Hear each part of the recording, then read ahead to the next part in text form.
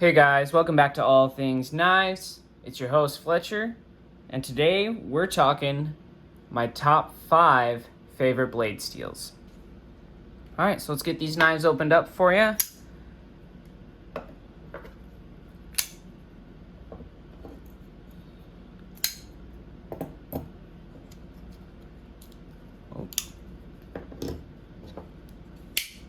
Alright, let's go over what they are. We've got, on the right here, we've got XHP. This is in the Spyderco Sleesh Swayback. We've got Crewwear in my Carta on the Shaman. This is from the original Sprint.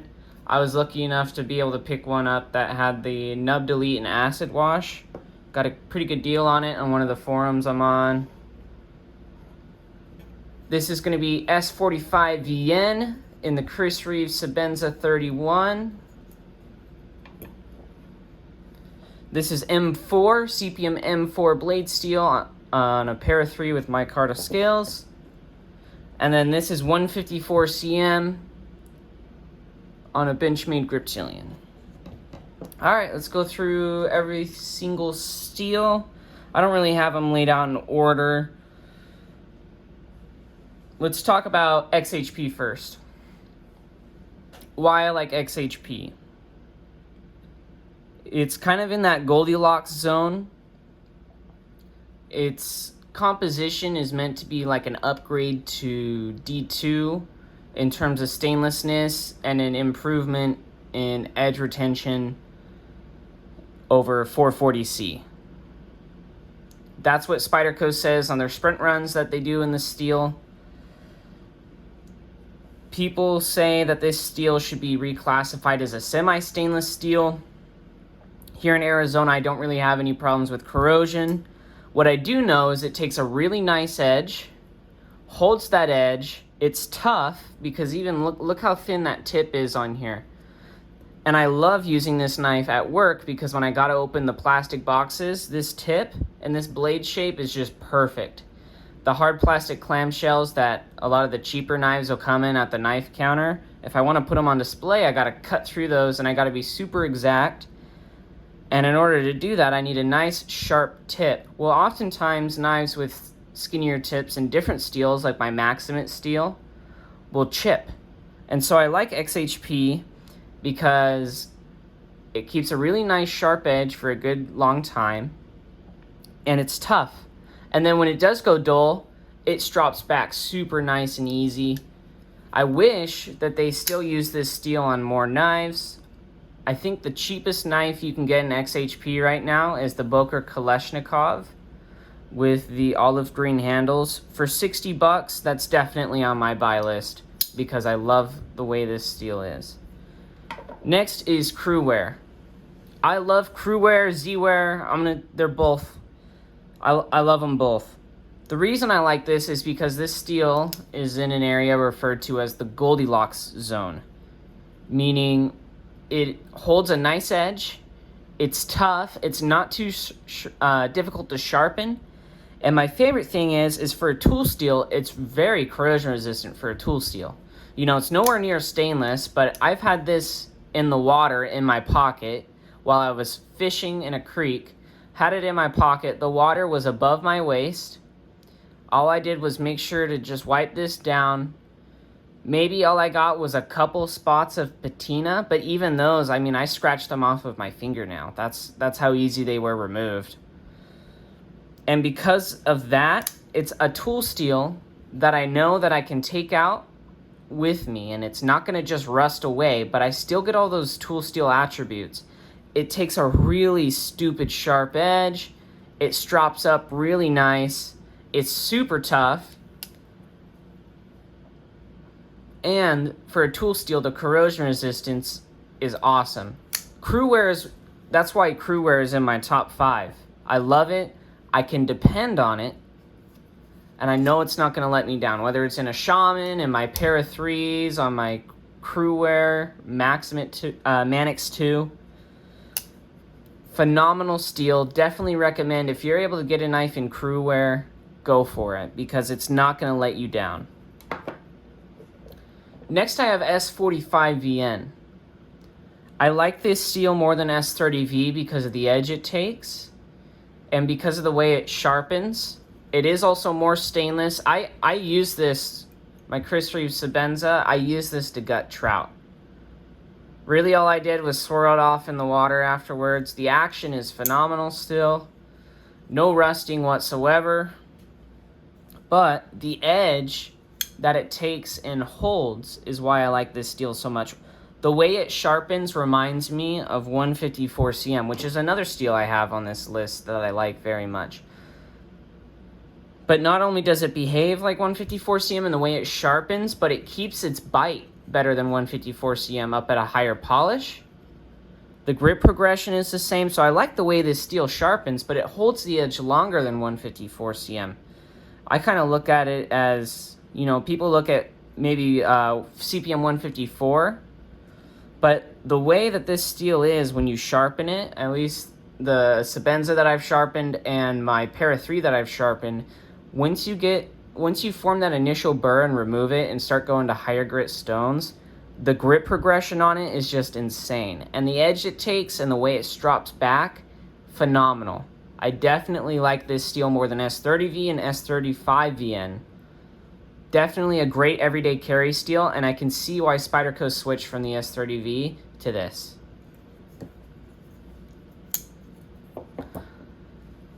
Here we have M4 on my Para 3.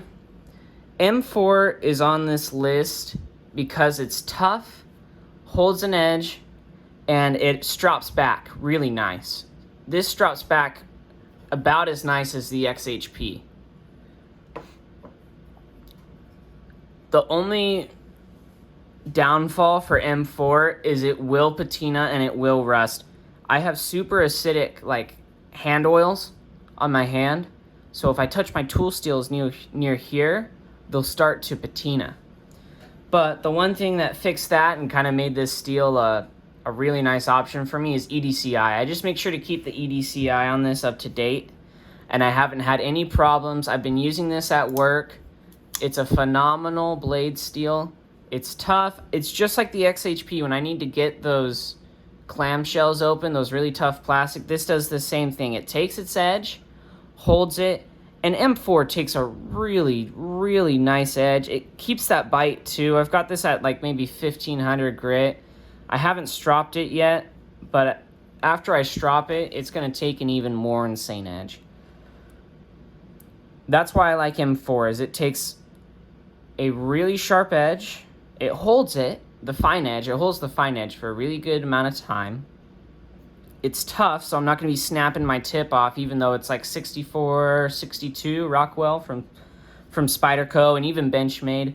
I have a ton of knives in M4, and it's because I like it. The only problem that maybe doesn't make it my #1 blade steel is the fact that if I did take this fishing with me and skinned or gutted a trout with it, it will rust on you, or it will patina.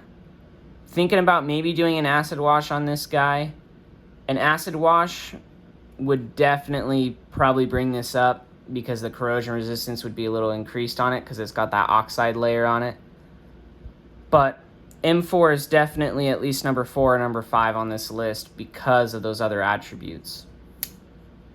Lastly, I would say this is definitely one of my favorite blade steels of all time. And it's for one simple reason.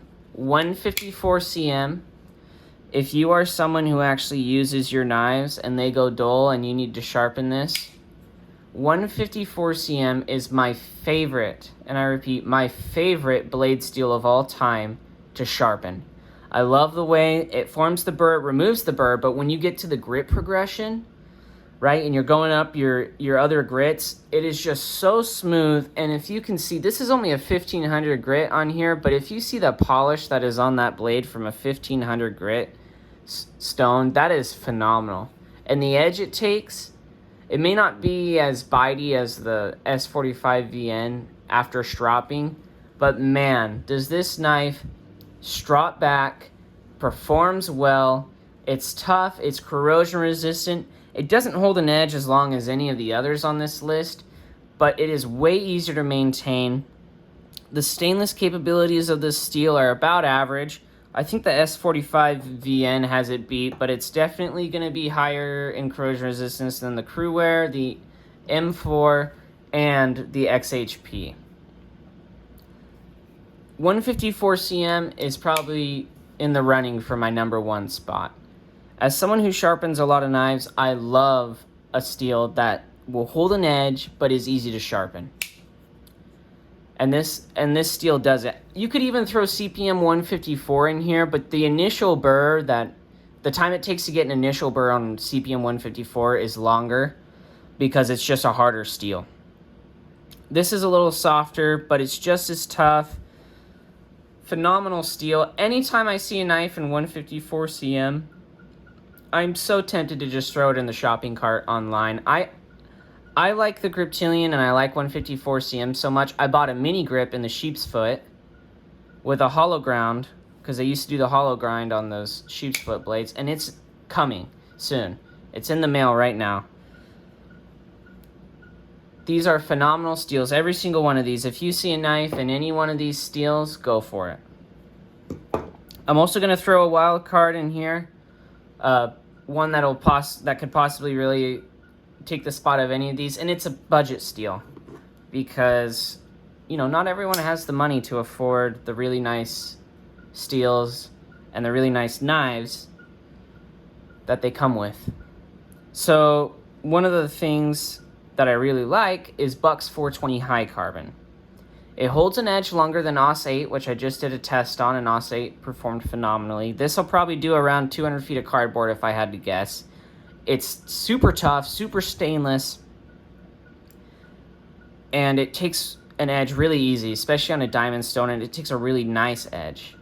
And that's because 420 high carbon is super simple. If I remember off the top of my head, it's something like 13% chromium and 0.4% carbon. So when Buck heat treats it to their like 58 Rockwell that they do, this is using just about all that chromium and mixing it with the carbon there to get it as hard as possible. But because there's not a whole ton of carbon, there's a ton of free chromium in the solution in this steel, which means it's super stainless. And then since there's not a whole ton of carbon to pair up with that chromium to make it brittle on an ingot steel like you would get, this steel is super tough. So if you just, and in a knife like this, it's only 17 bucks. And so I like Buck's and it would have to be Buck's 420 high carbon, not really anyone else's, just because I only really trust Buck's heat treat. They're proven. It performs really well for the price that you pay. You can get a USA made knife like this knife is for 17 bucks with nylon handles and 420 high carbon, and you will be just fine. And that's why Buck's 420 high carbon could replace any of these steels, is the level of performance to value that you get, the ease of sharpening, the toughness, and the stainlessness that you get. I would be fine with throwing this knife in my pocket while I'm fishing in waist deep water. I wouldn't really even worry about it, and if something did happen to it, it's only 17 bucks to replace it, and Buck has the forever warranty on it. So it'd only be like 10 bucks for a new blade. Phenomenal knife and phenomenal steel. So those would be my choices with the wild card of. So we'd have Buck's 420 high carbon, 154cm, M4, S45VN, Crewware, and XHP. Please like and share, and if you guys aren't subscribed, please subscribe. But please leave a comment below on what your 5 favorite EDC blade steels are. And if there are any steels that you would like to see edge retention tests for down below as well. Thanks for watching, guys. Enjoy the rest of your day.